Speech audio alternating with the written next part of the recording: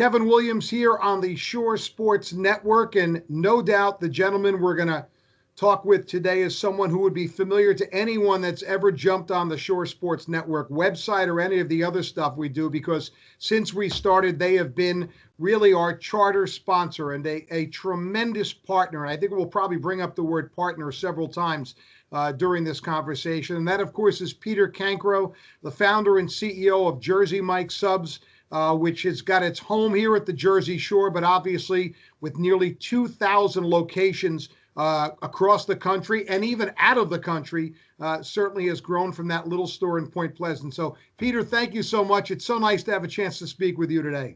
Hey, Kevin, thank you. As I said, I've been at this now, 45 years? I think you said you're over 40, so we've been doing it a long time. And thank you for everything you're doing for the communities and the kids. Incredible. So really appreciate it. That means we're going to continue sponsoring. Yeah. Well, we'll get into community and kids, because I know those are two things close to your heart. But, you know, I think when you start a conversation with you and anything I've ever seen and read especially over the past decade, it always starts with your start, which really is one of the great stories in entrepreneurship, maybe anywhere in the country, and probably an example of, you know, you can start humble and you can go big. And you certainly did start as a little guy, right? At a young age. Yeah. So I started, the original Mike started in 56 by Mike. And then I started in 71, my first job as a 14-year-old. My brother John worked there the summer before. And he said to the owner, look, my brother, I know he'll work hard. I'm not sure how bright he is, but I know he'll work hard. You know how brothers are. That's sort of how it goes. Yep. So I got the job and worked, you know, through the summers and then through sports, football and basketball and track. You know, you worked on the weekends and a couple of nights during the week to get that extra money. But then the owner put it up for sale my senior year. And I went to, believe it or not, my youth football coach, Rod Smith, who was a banker. And he said, you know, I think we can do something. And he did. And he lent me the money. And off I went. March of my senior year, we had the closing. I was 17. I went to homeroom history, skipped English, gym, a few other courses, but I was president of my class and they did graduate me. So I was supposed to go to North Carolina, Chapel Hill, to study law, political science, and possibly be a walk-on for football. I was a running back and defensive back for the Garnet Gulls, Point Beach High School locally. Of course, we were co-champions with the borough. It was quite a year. Al Sainer, I still talk to him today. So great man. You know, I mean, the story of going to a banker at that time as a 17-year-old, first of all, that's something that could never be done today, but with all the restrictions. But a 17-year-old in which you basically made a handshake deal in which he took a leap of faith, because knowing the kind of person you were, that you would find a way to make this work. I have to ask you, if he didn't come up with that loan, if 17-year-old Peter Cancro doesn't get the money to buy Mike's Subs and goes to the University of North Carolina in August of that year, where is he today? Yeah, good question. So, you know, it's funny, I read all the documents in law. I'm pretty interested in that. So maybe I probably would have followed up on that career. But, you know, it's amazing where you turn in life. So high school graduates today, what road you go down. Like all my friends, we still get together. I play ball with. Every year we're getting together and everyone is doing something different. And how they got there, you know, it's amazing. You got to watch, listen for the youth athletes that are graduated or possibly listening today. You know, follow your heart and go with your gut, you know. One of the things we learn in sports is loyalty to your teammates, your school, your program. You are a very loyal person. You have surrounded yourself in some cases with people that go way back with you in Point Pleasant Beach. Yeah, that's right. So Mike Manzo, our chief operating officer, his brother Paul started working with me, then Marty, and then Paul. So the whole family's worked at Mike's. And Mike stayed, and he's been with me, I think, since like 77. So a lot of John Hughes, 84. And he was a track runner at Beach High School. So it's funny, even franchisees come on board. We always ask, where'd you go to high school? Because if you ask where you grew up, they say, well, when I was 2, I was here. But high school, when you go in at 14 and come out at 18, those are such formidable years. And then I always ask, I don't know whether it's okay to ask this, but I do. Did you play any sports or extracurricular activities? Were you in the band? Were you in the chess club? Were you in student council? We want to know what they did besides high school, and it kind of gives a little bit of their character. And do they share that culture that we have, of that giving culture? Because that's what our company's about, giving, making a difference in someone's life is where we're at as a company. So let's go back to the early days. Now, as the owner of Mike's Subs, you're probably working pretty hard, pretty long hours, especially in the summer, right? Yeah. Oh, yeah. And the winter, believe it or not, you lose all of your help. So it goes down to you're working every day, opening till close, basically. But you didn't think much about it. It was fine. You got off a little bit early at night. You came back and helped close. But sure, it was the 100-hour plus weeks.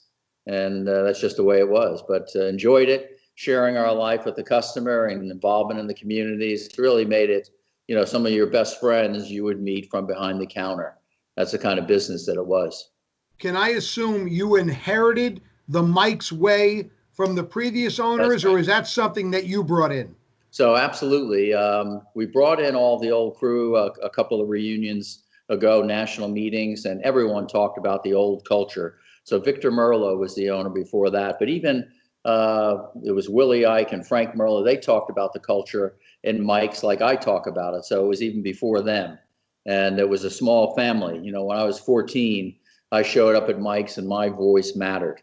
It was that kind of culture, and it's a small roster. There's only 12, 15 people in every store. And we're trying to spread that culture across the country. And I think we are achieving that.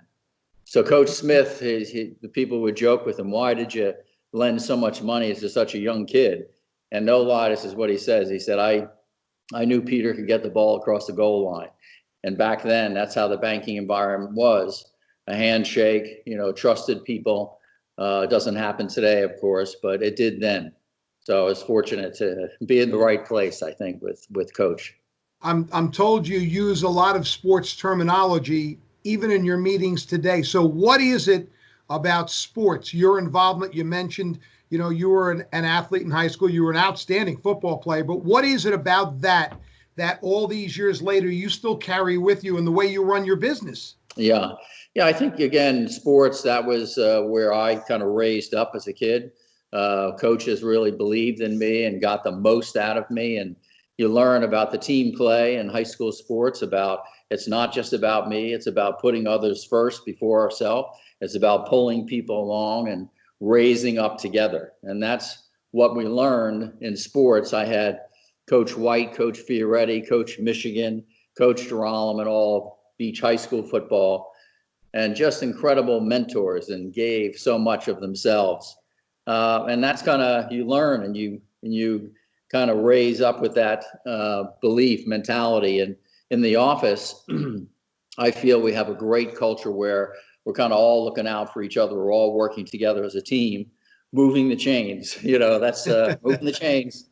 And then once in a while we break off tackle for, a big gain, but we are not ever letting up. We're always about what can we do? We're doing great, almost 2,000 stores and almost $2 billion in sales now from one little shop. But what are we doing this week? What are we doing, this season coming up? We had a winning season, but now what are we doing? So, and that's the way it was. And that's what you learn. So I just about made it out of high school. So I'm still in high school, with my coaches and teachers. And, they really helped build my foundation. So you purchased Mike's Subs in 75. You start franchising in 87. Actually, the year before, in 86, correct me, that's when you changed the name to Jersey Mike's. Did you do that knowing you were about to franchise? Yes, yeah. We felt that Mike's Subs was just too generic. There was all kinds of Mike's, auto parts, Mike this, Mike that. So Jersey Mike's really separated us. And if you think about it, Kentucky Fried Chicken or Idaho potato or Tex-Mex, Jersey, the submarine sandwich is kind of a way of life. And all throughout the country, as we opened, people would come in and say, is this really an authentic Jersey sub? I go, well, yes, it is. And then they find out where we were, the onion, lettuce, tomato, red wine, vinegar, olive oil. No one is doing what we're doing as far as making it fresh right in front of you, the quality and quantity of product. Was there any concern? Because let's be honest, to some people, New Jersey has a negative image of people in other parts of the country. So was there, and as you're getting ready to franchise, and I don't even know then if you could have envisioned 2,000 stores, but as you're getting ready to franchise, was there any part of you that said, you know, in California, Jersey might not play very well? Yeah. So I think when I was down south at one point, someone did say, you know, are you a Yankee? You know, and I said, I look at him, I go, no, I'm a Red Sox fan, you know, and they would get, you know, all flustered. But no, it never was an issue because I think people got it. Jersey Mike subs, Kentucky Fried Chicken. No one ever goes in and asks about Kentucky when they go in Kentucky Fried Chicken, you know, so we fared fine, you know, with that. Your first franchises, I think, were in Ohio, right? How did that happen? We went out to Ohio. It was a former worker and a friend that went to high school and wanted to back us, and we went. And then we went to Tennessee. And what we found out early on is that we would leave our marketplace and win Best Sub Award based on Reader's Choice. And we were like, wow, you know, this is really something. Without a plan of a second store, we just went. Now, today, if we expand into big markets, we have a plan. We know how many stores we can open, right. And we go after it with a, you know, a good plan. But back then, we didn't have a plan. But we expanded because the product, you know, was loved and endeared by the local public there. And correct me if I'm wrong, many of your franchisees are people that have roots to the Shore area that then went opened up stores in California, Pennsylvania, all across the country, right? Yeah. Yeah. So believe it or not, California now is the biggest market. We have over 300 stores there. And here's the story on that real quick. Dan Burrell, who graduated Borough High School, was the defensive end. And we played football against each other, and it was a 6-6 tie in 1974. So he comes around and was with real estate company, a big firm, very successful, but his heart said, we got to open up Mike Subs, you know, and we did in Camarillo, oh gosh, like 2003, 2004.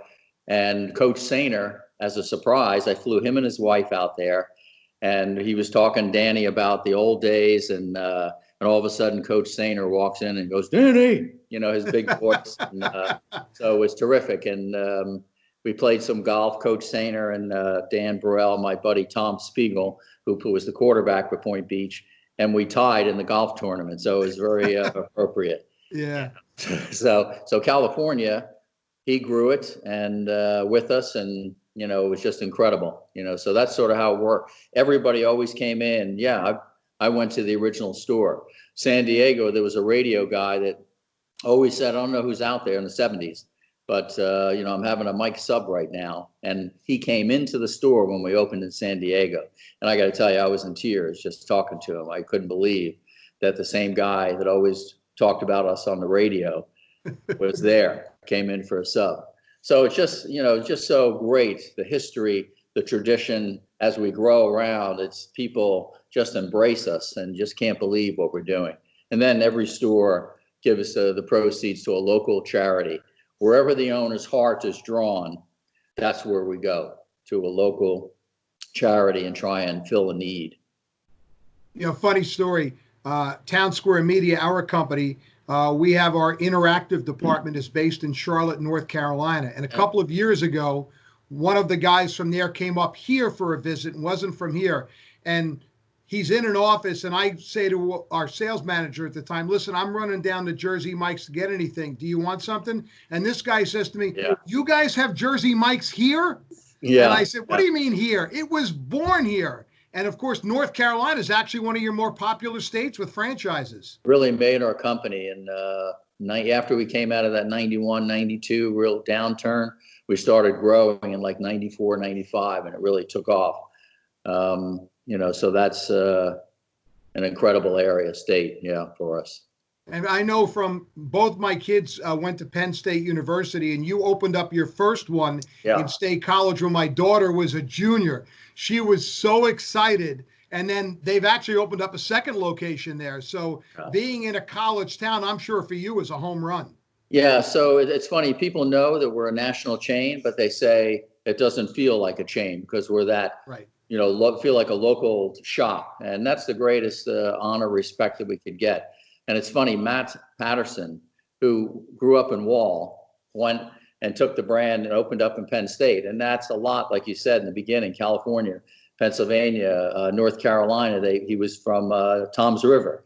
Bill Bergen opened up the first store there. And that's sort of how it evolved and went. Two words I think about with you that I know are paramount in your operation and your life are community and culture. Expound on that. Okay, so community, growing up in high school, local businessmen, Bob Hoffman, Hoffman's Ice Cream, Jack Baker from the Lobster Shanty, they gave unconditionally to the youth, to first aid, to the local community. And watching them and being a recipient of that, because they always took care of the athletes. You know, when I took over 17, I said, well, this is what we're going to do. We're going to be totally involved and immersed in the community. And we call it the power of the sub sandwich. You know, you get involved in everything and you just don't say no. And people get it. We don't do it to market it, but they understand it, they see it, and they can sense that, you know, that's why we were in here a lot. At one time, a guy came in, Peter, we heard what you're doing for the kids and the programs. That's why we're here. And I'm like, oh, okay, great. And you just do it nonstop.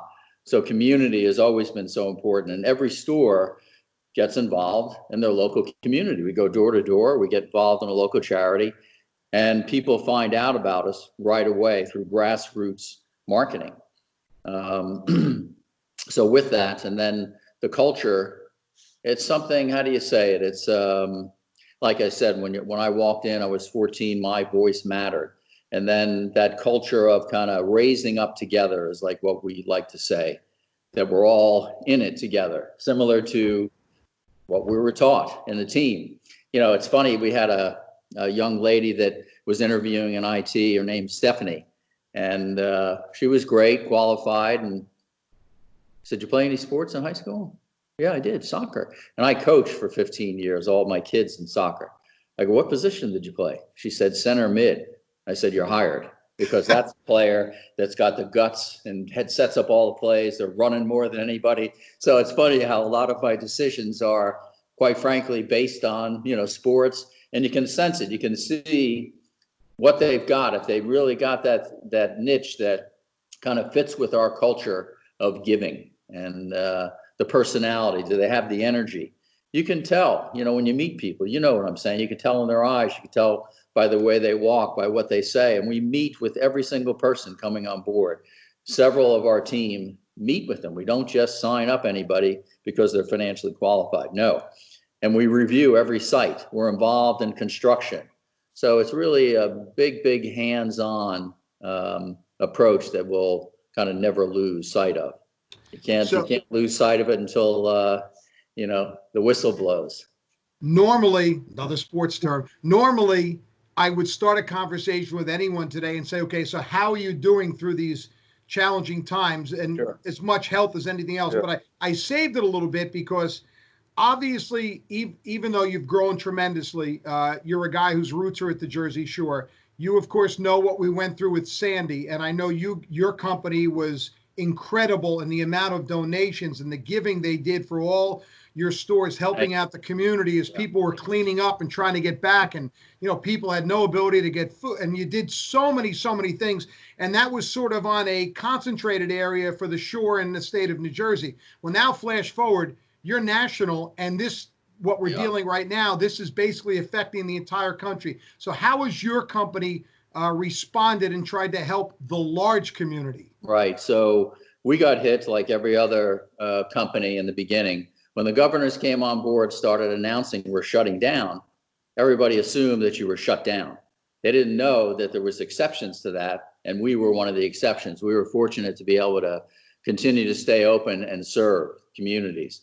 So I chose to go on TV. We were fortunate to be able to do that. And it was a heartfelt message, the first one, kind of talking about what's happening. And then we said, you know what, everybody's so hard hit and laid off of work. We gave a 50% off thing and just as a thank you. And we just got invaded. I mean, it was just so much volume in the stores, and we had to keep people apart. We put tables in front of the counter 8 feet away from the consumer, handing the sub over, no contact.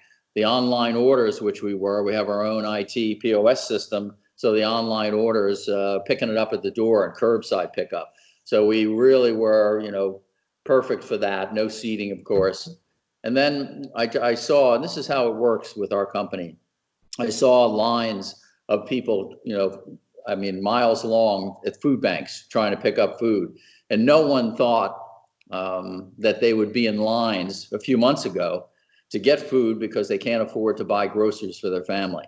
So I found out about Feeding America, and I called them up and I said, listen, we want to, get involved. And I don't think they had any idea that we would do as well. And I had in my head, I think we're going to raise over 2 million. And we did.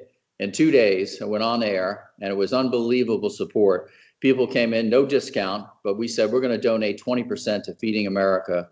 And we raised enough on Saturday and Sunday to offer 21 million meals to the needy. So I just was touched by what I saw, and I said, we got to get involved. We've got to do it.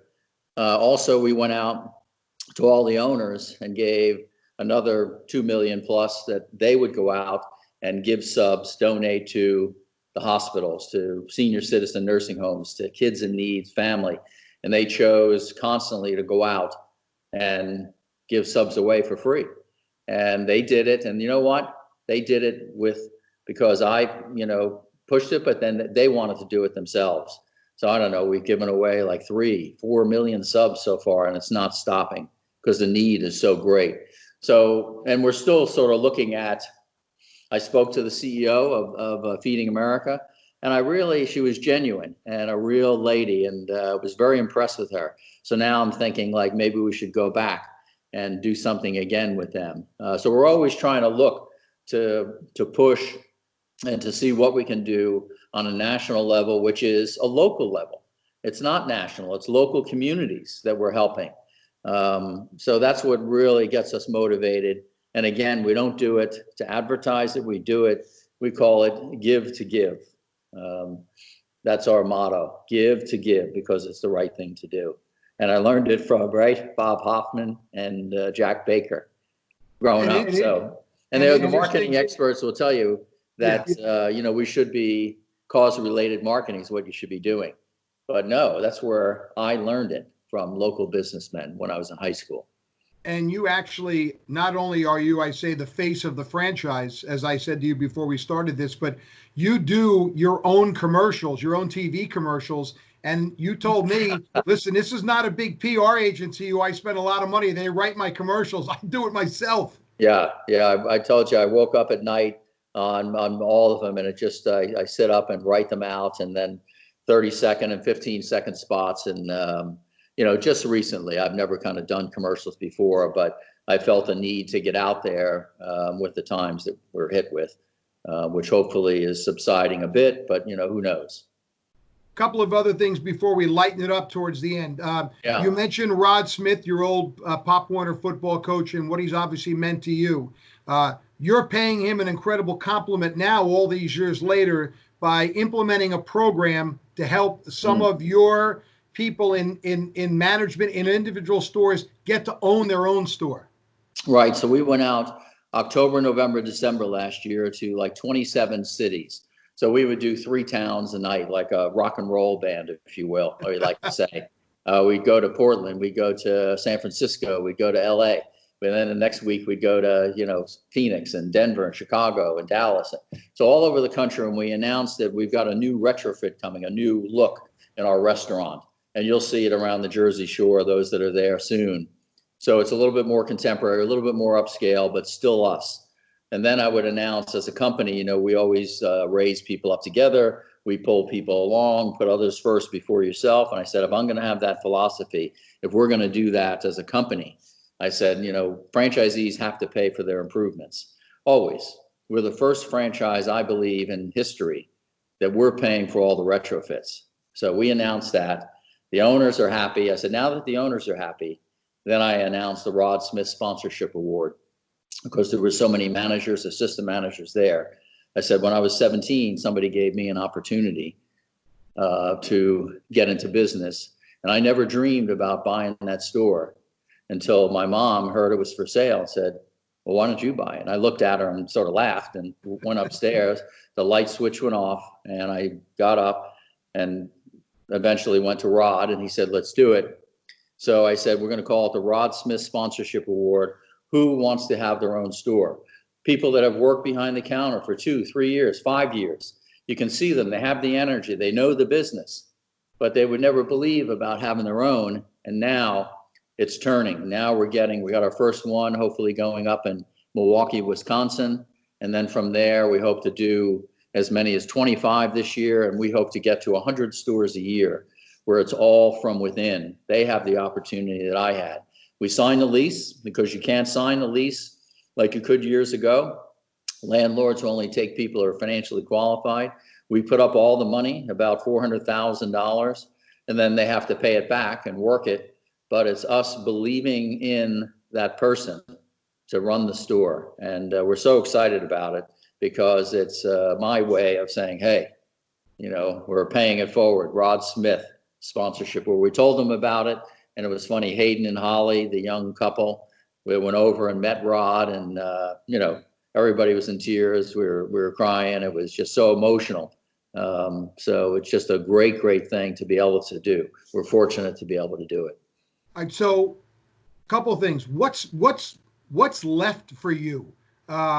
You've taken this from a one location to 2,000, nearly 2,000. All the things you've talked about. I think you've got 5 international locations in Australia and Canada. Where and what motivates you? I know you have family members who are involved in the company, and you have important tasks. But what motivates Peter Cancro at 9 o'clock at night to think of something he needs to do, as opposed to a guy who maybe just wants to, sit on a beach? Not in Point Pleasant Beach because it's not open yet, but sit on a beach and just, soak up all life's good things. Right. So it's funny. A lot of my friends are retiring and I go, what are you doing? So where we're at this point, it's just so much fun. I still have such a passion for it. And again, affecting so many people's lives and pushing, we never stop pushing. We're always looking to gain yardage and kind of get across the goal line and keep moving. And again, like I said earlier to you, I think that we never stop thinking about, okay, great, we have 2,000 stores, but now it's really just starting to grow. I know it sounds funny to say that, but it's really just starting to move. I think we'll open, even in the pandemic we're in, maybe about 200 stores new this year. And then we hope to get to 250 or 300 is where we think we should be. And all from hopefully within. Existing owners are buying.